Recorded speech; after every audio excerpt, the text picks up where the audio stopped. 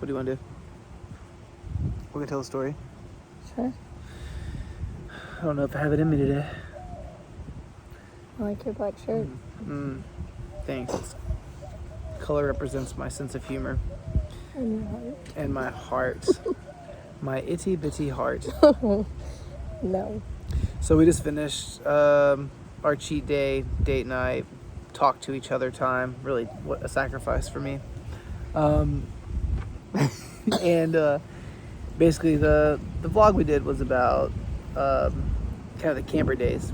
And so, you know, a lot of this thought was sparked. There's one of our kind of assistant manager level people right now, a young guy that's about to get married. He's really moving up at Miller's. I got to sit down with him and his wife before work. They were having breakfast at the shop. Fiance. His potential wife. It could all blow up, crash and burn. They're planning on getting married, but we all know that that's not a guarantee.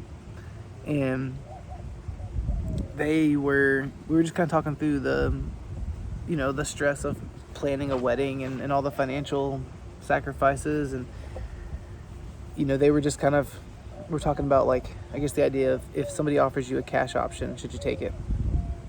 And my answer will always be yes. You should take the cash option, unless you have like a trust fund and money just doesn't matter, and then do whatever you want.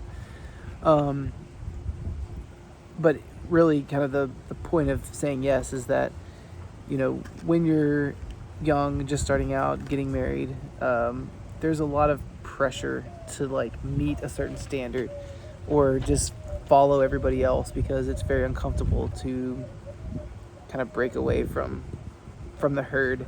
And not just in marriage or like when it comes to weddings, but also when it comes to just being newlyweds in general. There's a lot of society pressure. Yeah. And so Katy and I got married when we were similar age to these kids. She was barely 21, I was barely 22. And we didn't have any money. But we still felt pressure, I think, for certain things early on, like certain lifestyle things. But we knew that we wanted to grow a business. We knew that we wanted to someday have some financial, strength or security or whatever. I hate words like financial independence, but we wanted to have money for lots of different reasons. And so I know, for the first 5 years of our marriage, I don't think we ordered a single soft drink at a restaurant.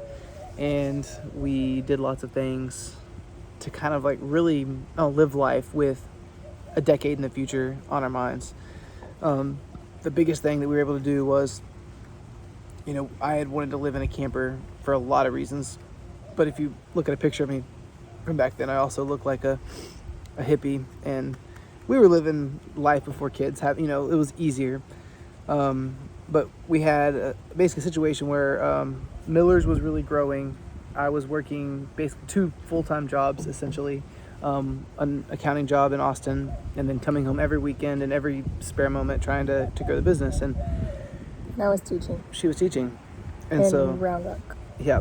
And so there was a moment where you get a phone call during the day that somebody had stepped on a raccoon trap above our apartment. And there was literally a waterfall coming out of our apartment, and it had like multiple places had collapsed, like the closet, the bedroom, the living room. It just like the entire floor let out, and there was just water everywhere.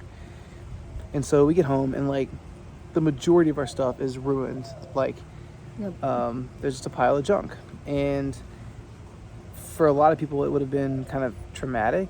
It was a little traumatic. Katy was traumatic, but it was the thing we needed. Kate looked at me and she was like, well, you've always wanted to camp. Let's give it a shot. So we kind of had a contract. She said that she would try it for 1 year. But if she got pregnant, I had to immediately move her into a house. And after 1 year, if she called it quits, we had to stop. Yep.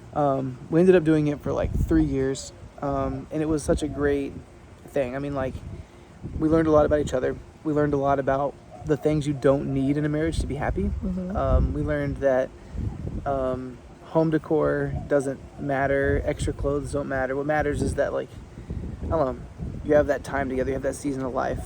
I don't know, we did a lot of, wrapping cabbage in foil and throwing it in a fire and just, I don't know, it was fun. And those lessons were huge for me because even like in our early stages, like he wanted the smallest apartment, and I gave him pushback on that. You know, there were certain things that like I really had to be broken from my mindset of, oh well, you know, it's okay for us to do things like a little nicer, right? Like it's okay for us to get a little bit bigger apartment, and all of these things that really, looking back after the flood,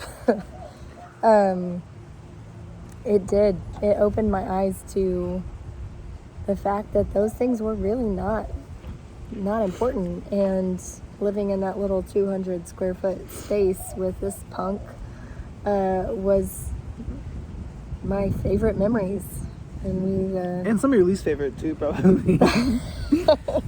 that's true too, but it was good. There were a lot of life lessons that we learned there. But we were intentional about why we wanted to do it. We wanted to save money to grow the business and to invest, and to like at a young age we wanted to find, like, we didn't want money to be something that stressed us out. We wanted to be able to, whether that's giving it away or buying more real estate, whatever we want to do, we wanted to have options.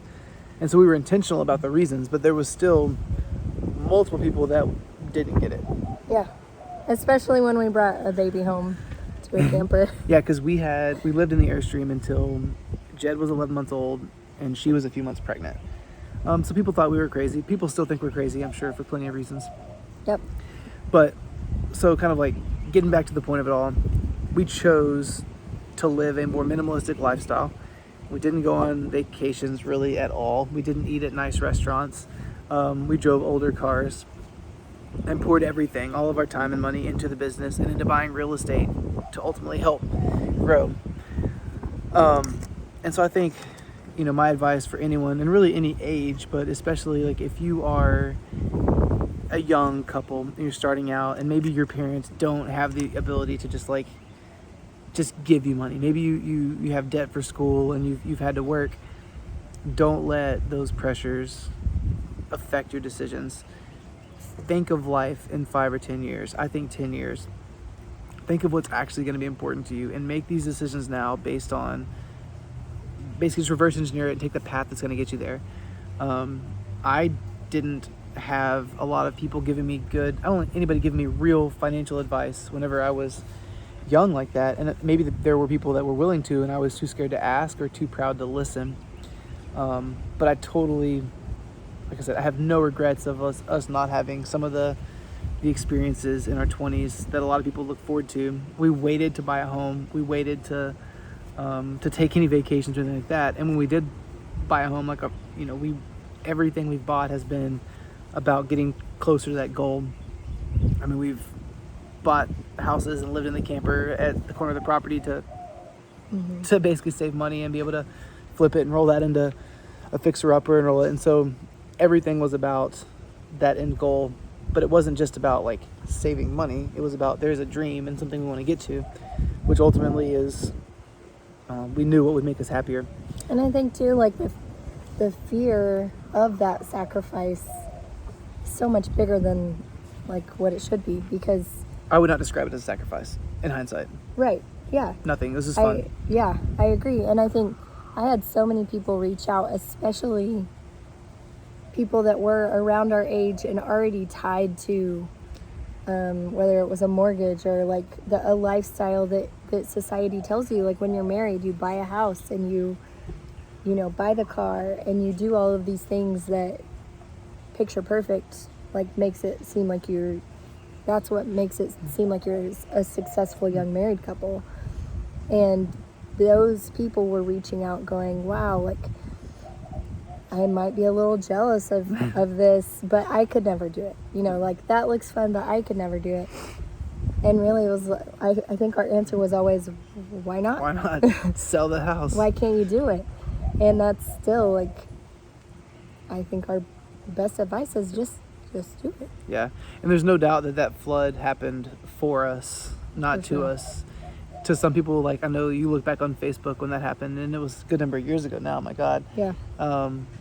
Was it 2012 or something? 2013? 2013, November.